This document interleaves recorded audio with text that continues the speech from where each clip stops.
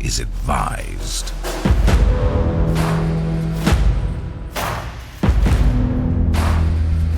This is 10-Minute Murder.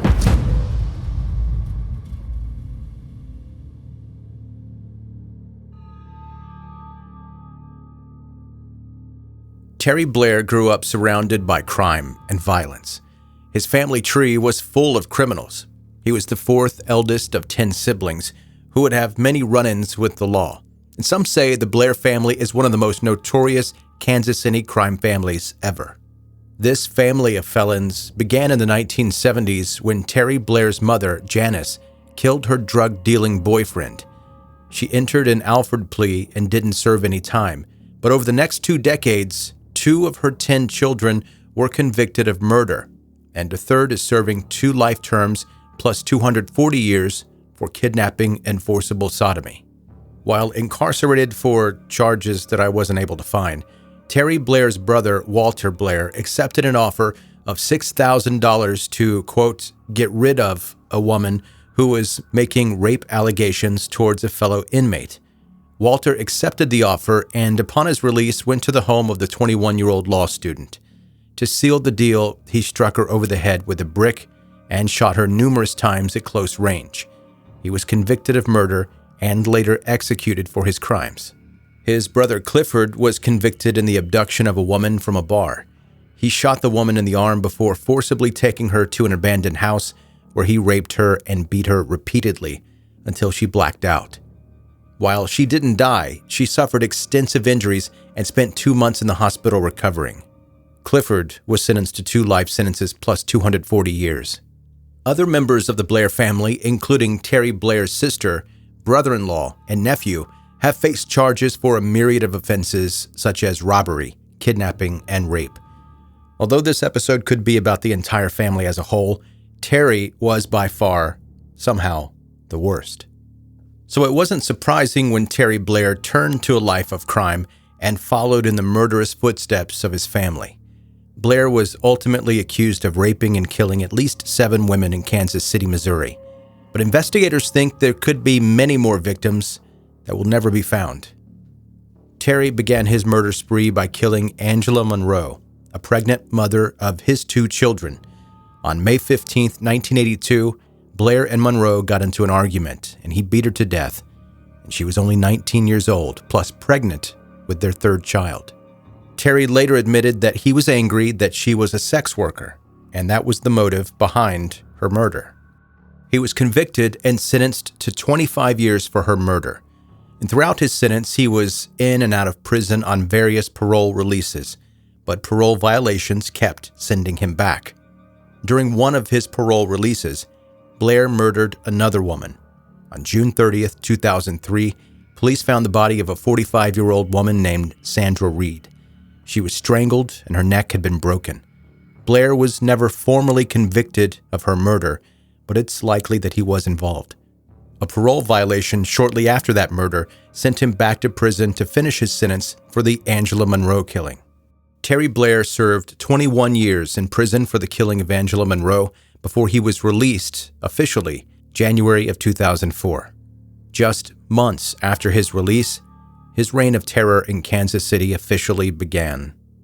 He stuck to a 16-block radius when committing these crimes and targeted prostitutes along Prospect Avenue, earning him the nickname of the Prospect Killer.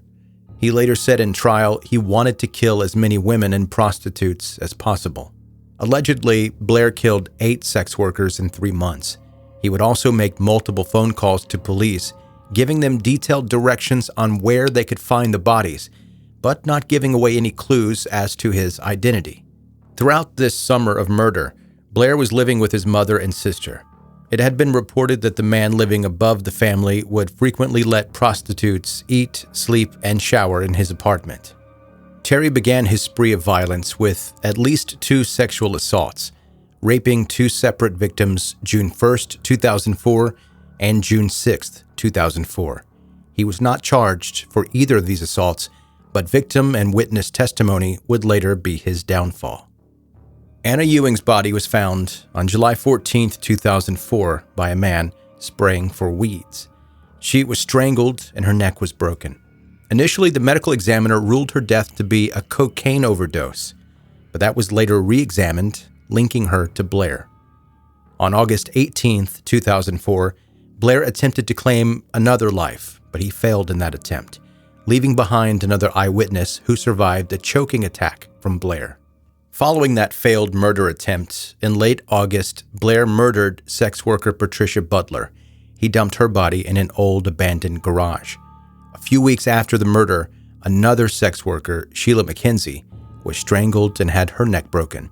Her body was dumped on top of Butler's in that same abandoned garage. Police were notified of a strong, foul odor coming from a vacant garage and discovered the bodies of both Butler and McKenzie covered in a tarp and decomposing. Completely unaware that their bodies had already been found, Terry Blair made one of his anonymous 911 calls, bragging, "I put them there." At this point, the serial killer running rampant in Kansas City was still unidentified, and more murders would take place before he was stopped. The day after Butler and McKenzie's bodies were found, an anonymous tipster, very likely Terry Blair, called 911 to tell the police where to find the body of another victim, Carmen Hunt. Police had to use fingerprints to identify Hunt's remains. She was 40 years old at the time of her murder. On September 4th, 2004, a 911 caller led police to two more bodies once again. Sex worker Claudetta Juniel's body was found in the woods near an abandoned building. She was strangled and had a broken neck like the others. She was 63 years old. On that same day, 25-year-old Darcy Williams was found with a broken neck and strangled with her own clothing. Her body was found in an abandoned alley. Before Blair could claim another life, he was arrested on a parole violation. It's not uncommon for detectives to arrest a suspect on a parole violation to question them regarding other open cases. And that's exactly what the detectives did in this case. Terry Blair was initially charged with the murder of McKenzie based on DNA evidence from semen. And remember, her body was found in the empty garage along with Butler's. This would be the first of many. As Kansas City thought this reign of terror was over, days after Blair's arrest, police found a skeletal body in an alley in an advanced state of decomposition. Her neck was broken, and it was clear that she died of strangulation. Blair was indicted for her death, but those charges would later be dropped. 3 months after his murder spree ended, Blair was finally indicted for 8 total murders. He pled not guilty on December 13th, 2004, and the trial process began. While waiting for trial, numerous charges were dropped from Blair, including 2 murders and various assault and sexual assault charges. Finally, after many delays, Blair's trial began March 2008.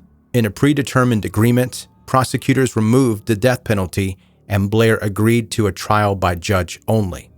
In this agreement, the state would dismiss 2 of the murder charges and the assault and forcible rape charges. The trial went on for 17 days, and Terry Blair was found guilty of 6 total murders. The only possible sentence for this was life without parole on each charge. Blair was sentenced to 6 consecutive life terms with no possibility of parole. And despite numerous appeals, Terry Blair remains in prison to this day.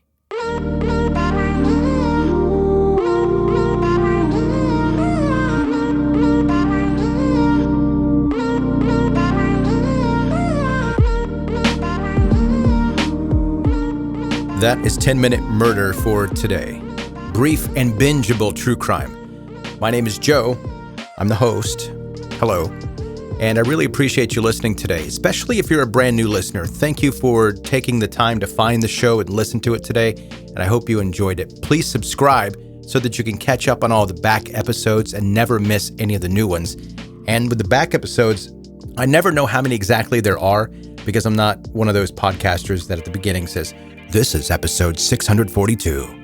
I guess I could do that, but I don't do that because I don't keep up with them. Plus, there's a chance that I will go back and delete episodes from time to time that would throw off the count.